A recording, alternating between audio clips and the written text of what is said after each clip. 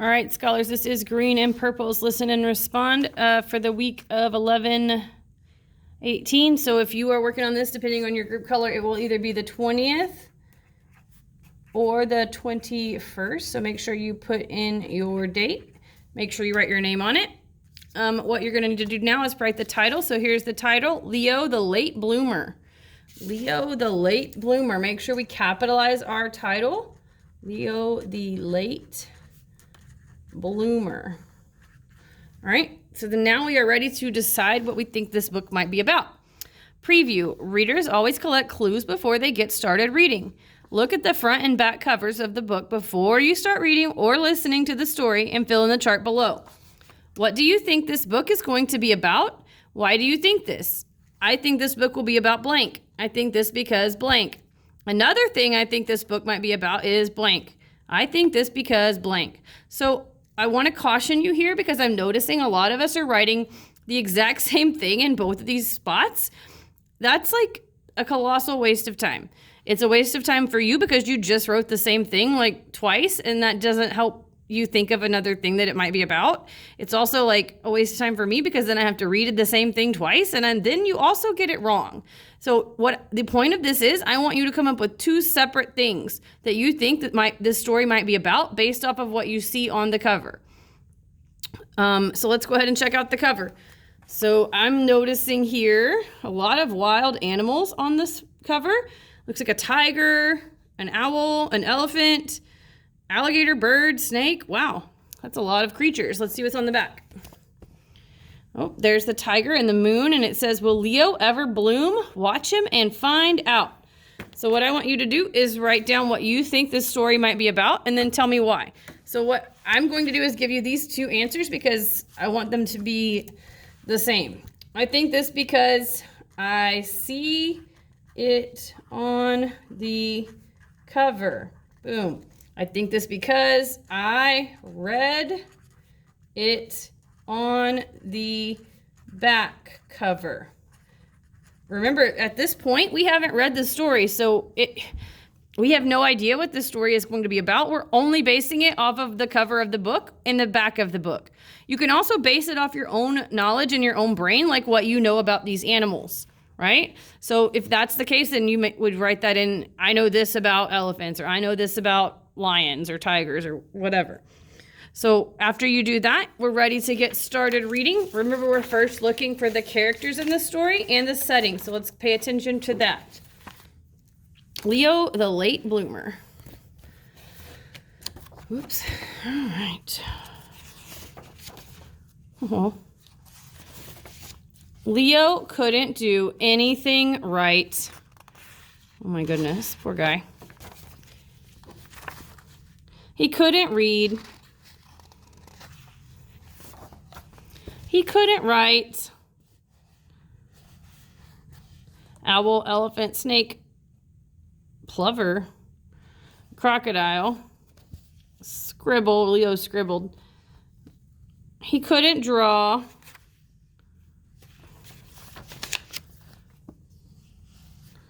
He was a sloppy eater. And he never said a word. Hoot, thump, hiss, pip, crunch.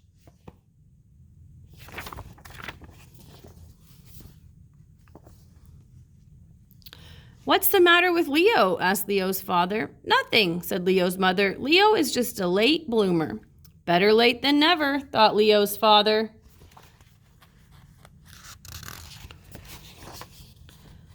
Every day, Leo's father watched him for signs of blooming.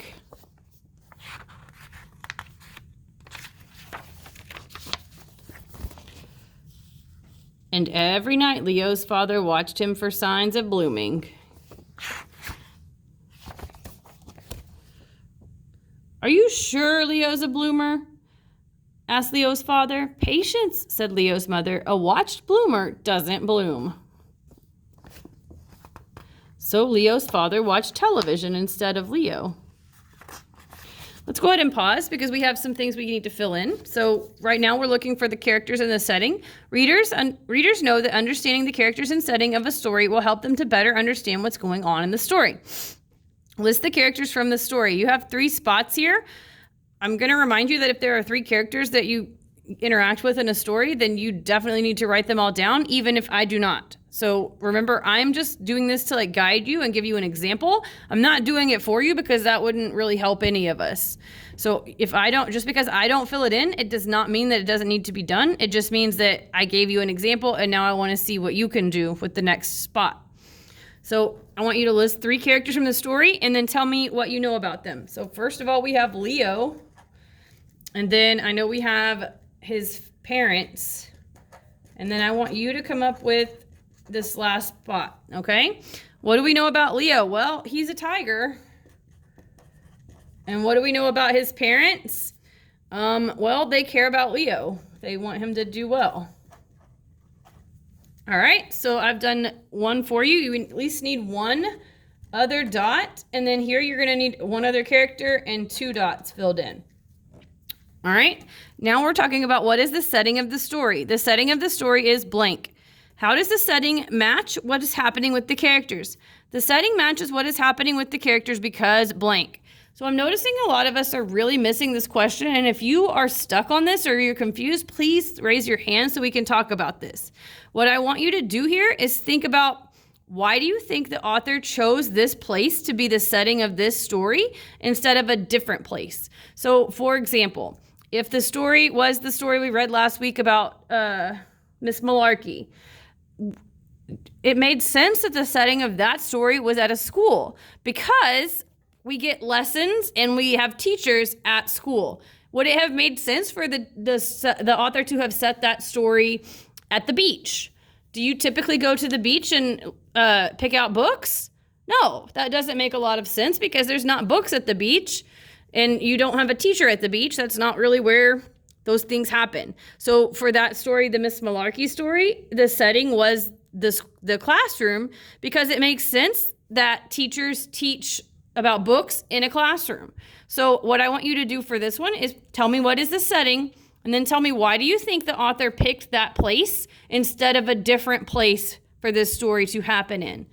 So if the setting here is like a jungle, why do you think they chose a jungle and not a supermarket?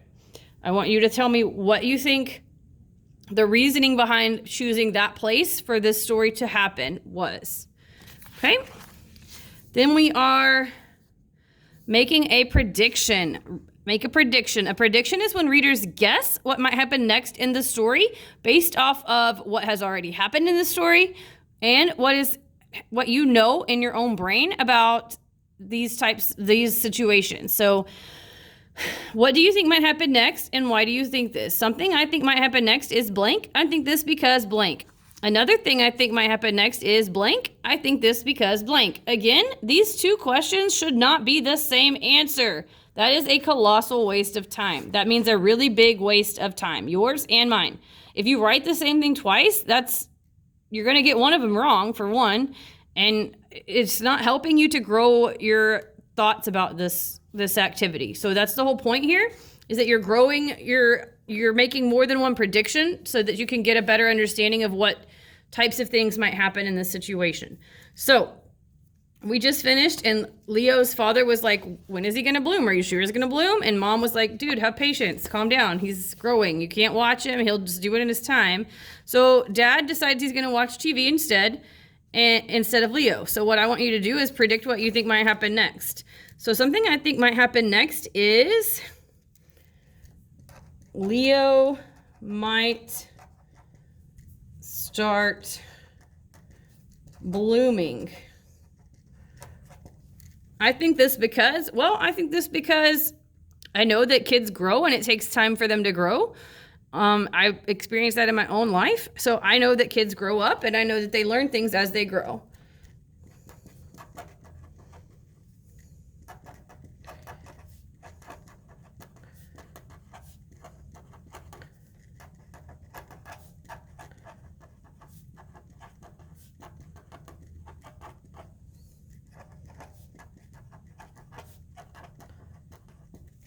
All right, so Now, that's my example to you. Something I think might happen next is Leo might start blooming. Blooming is another word for like growing and getting better at things. Why do you think this? I think this because I know kids grow up and they learn new things as they grow. So what I want you to do is come up with a different reason or thing that might happen next based off of what you've seen happening in the story. Another thing I think might happen next is blank. I think this because blank. All right, let's go ahead once you finish that and see if your predictions are correct. The snows came. Leo's father wasn't watching, but Leo still wasn't blooming.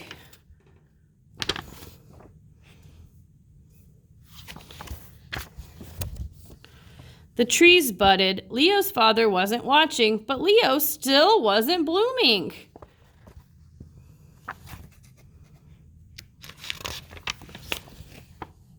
Then one day, in his own good time, Leo bloomed. He could read. He could write. Oh, he wrote Leo. He could draw. He ate neatly. He also spoke. And it wasn't just a word, it was a whole sentence. And that sentence was, I made it. The end. All right, so we are ready to move on to our next section, visualize. Readers always think about how this story might look in their heads. Readers make a mind movie about what they are reading and see the story in their heads. What do you think this part of the story might look like, and why do you think this? So I'm imagining the part in the story where blank is happening. I'm imagining it looks like blank. 3 things to describe this are blank, blank, blank. I think this part looks like this because blank. So everybody's is going to be the same right here, so make sure that you copy what I have. So I'm imagining the part in the story where Leo finally blooms. So I'm imagining the part in the story where Leo finally blooms is happening. I'm imagining it looks like blank. 3 things to describe this are blank, blank, blank. All right? So if you are one of the people who have the paper that doesn't have this written down, I'm going to spell it out for you so you can write it down. Leo, L-E-O, finally, F-I-N-A-L-L-Y, blooms, B-L-O-O-M-S. All right? So now you have that written down. So again, this part right here is where we write like a 1-word description of what we think this would look like. Oh, this looks pretty, this looks scary, it looks happy, it looks crazy, wild, wacky, whatever you think it would look like, this is where you would put your 1 word to describe it. Here is where you tell me exactly what you see when this is happening. So for example, you can't put it looks crazy down here because I don't know what that looks like. I don't know how to see crazy. Like, you have to explain what I'm looking at for me to understand what that means. So like, what did you see that made it crazy? What did you see that made it happy? How did you know when you looked at it that they felt happy? Were they smiling? Were they laughing? What was happening? So you're telling me something specific that you see.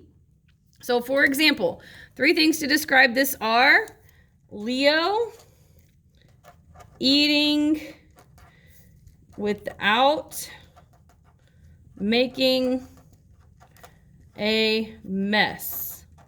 Because it said that he couldn't eat and he had made messes before, but now that he's bloomed, he's been able to control his eating and he's eating without making a mess. So that's something that I can see. If I close my eyes, I can see him eating berries and it's clean and there's not any on the floor.